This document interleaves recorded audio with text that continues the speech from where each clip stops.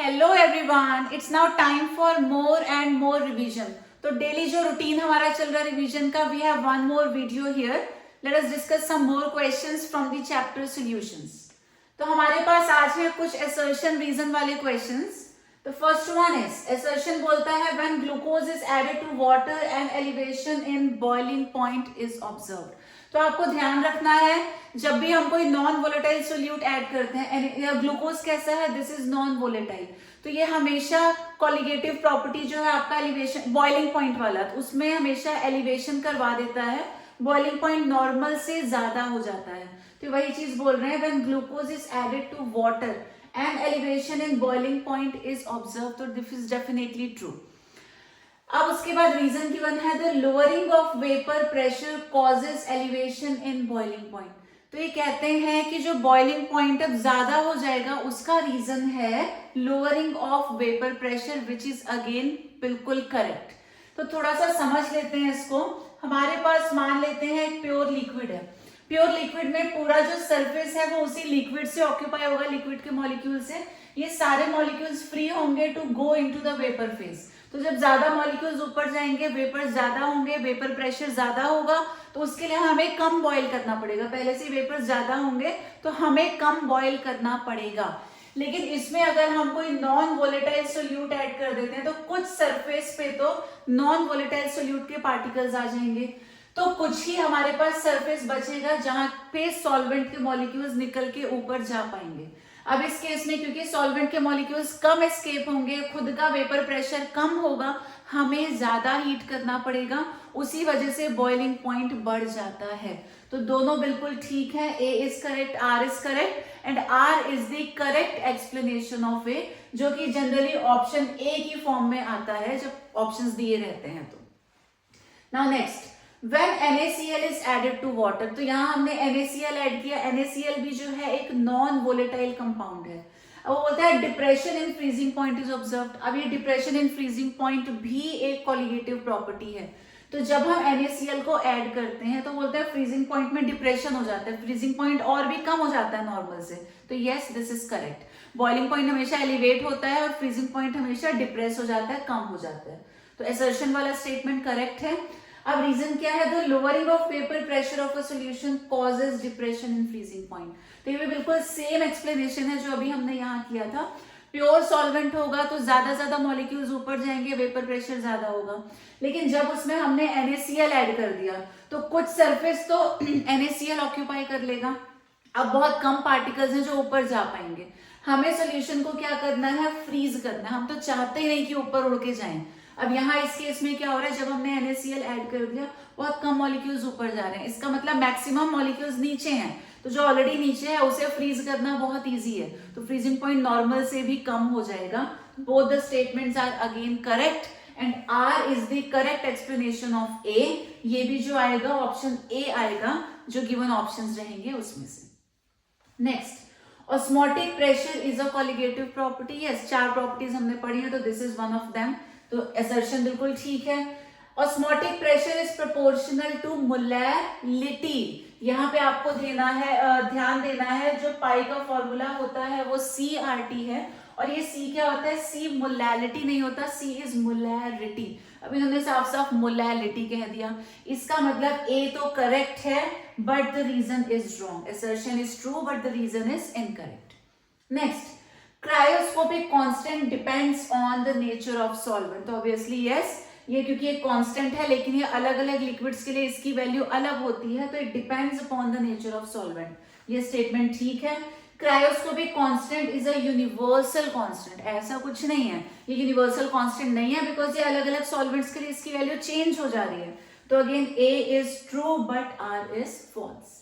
Next, molarity of a solution changes with temperature. हाँ, तो molarity का फॉर्मूला क्या होता है, this is equal to number of moles upon volume of solution. ये मोलैरिटी का फॉर्मूला होता है। अब ये जो वॉल्यूम है ये टेम्परेचर से अफेक्ट होती है, क्योंकि जैसे ही हम टेम्परेचर चेंज करेंगे तो वॉल्यूम में चेंज आएगा, वॉल्यूम चेंज होगी तो मोलैरिटी भी चेंज होगी। तो वही चीज बोल रहे हैं, मोलैरिटी चेंजेस विद टेम्परेचर, तो ऑब्वियसली यस मोलैरिटी चेंज होती है।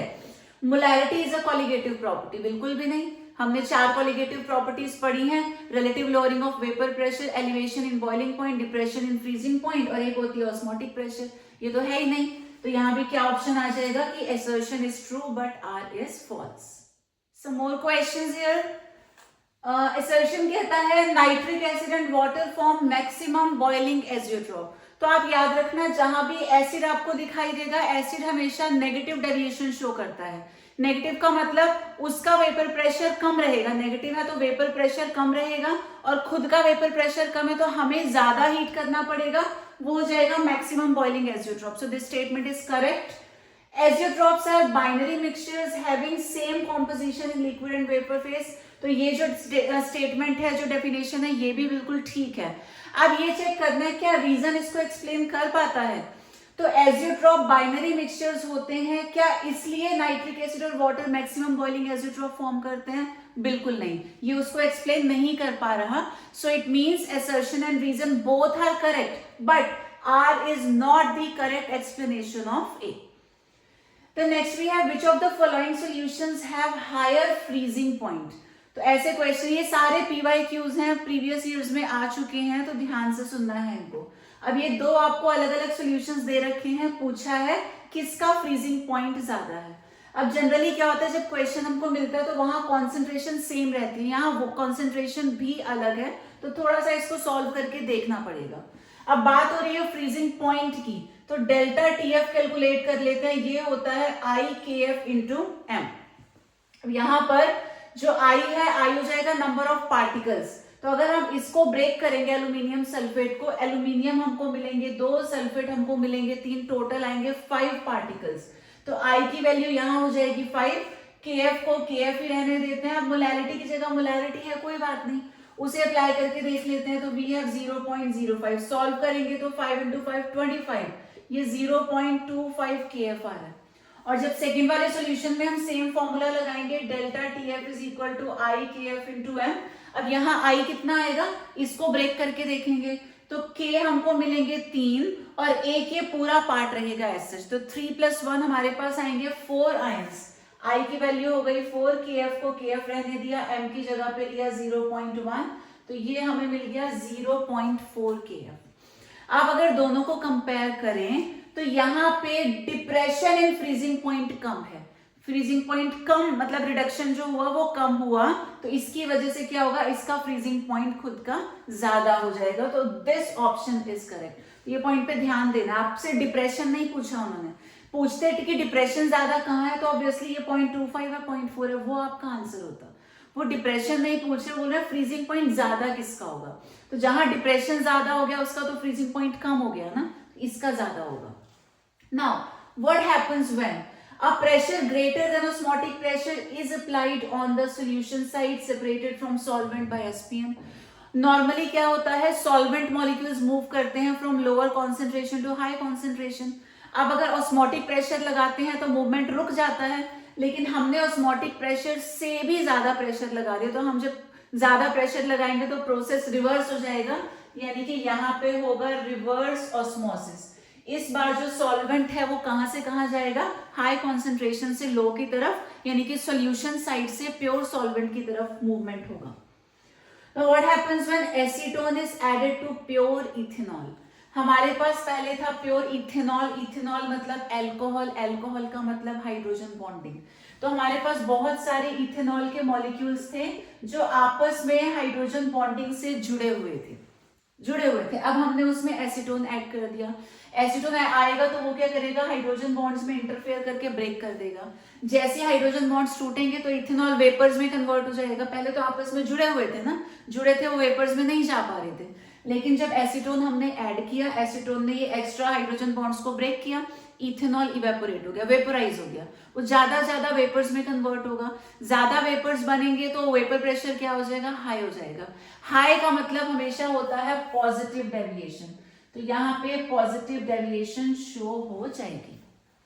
Next, explain boiling point elevation constant for a solvent, या जिसको इबुलियोस्कोपिक कांस्टेंट है उसे एक्सप्लेन करना है। तो आप याद रखना, बॉइलिंग पॉइंट की बात हो रही है, फॉर्मूला होता है delta TF is equal to KF into M।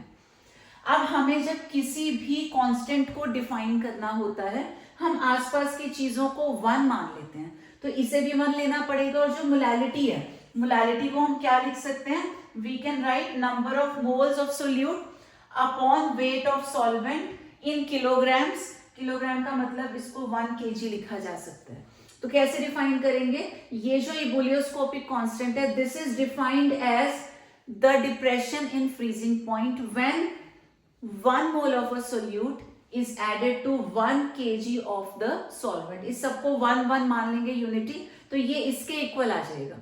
तो यानी कि this ebullioscopic constant is defined as the depression in freezing point when 1 mole of solute is added to 1 kg of the solvent.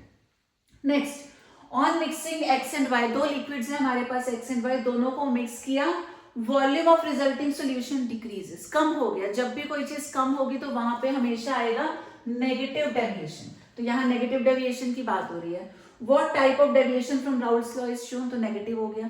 जब भी कोई चीज बढ़ेगी, वो वॉल्यूम हो या वो वेपर प्रेशर हो, वो पॉजिटिव होता है, और जब कम हो जाएंगी ये सारी चीजें तो वो नेगेटिव डेविएशन को इंडिकेट करती हैं। वो कहते हैं what change in temperature would you observe, तो यहाँ ध्यान रखना है एरर होने के चांसेस अक्सर रहते हैं। तो हमने बोला कि यहाँ पर नेगेटिव डेविएशन है। अब नेगेटिव डेविएशन में क्या होगा, जो डेल्टा एच है वो भी नेगेटिव आएगा। नेगेटिव का मतलब एनर्जी रिलीज हो रही है, जब एनर्जी रिलीज होगी टेम्परेचर हमेशा बढ़ जाएगा। एनर्जी बाहर को निकलेगी ना, तो सोल्यूशन का टेम्परेचर राइज हो जाएगा, देयरफॉर टेम्परेचर ऑलवेज इंक्रीजेस। ठीक है, तो ये आपने ध्यान रखना है कि ऑल्दो डेल्टा एच नेगेटिव है, लेकिन यहाँ टेम्परेचर बढ़ेगा क्योंकि प्रोसेस एक्सोथर्मिक है। Next, what happens when we place blood cell in hypertonic solution. तो हमारे पास एक ब्लड सेल है, इसको हमने एक सॉल्यूशन में रखा है जो हाइपरटोनिक है।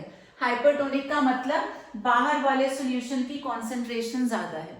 अब हमें पता है सॉल्वेंट हमेशा कहां से कहां मूव करता है, low concentration to high concentration. अब बाहर की कंसेंट्रेशन ज्यादा है यानी कि अंदर की कम है, तो अंदर का सारा सॉल्वेंट निकल के बाहर ज्यादा की तरफ आ जाएगा। जब अंदर का सॉल्वेंट निकल जाएगा तो जो सेल है वो श्रिंक हो जाएगा। So the answer is the blood cell is going to shrink.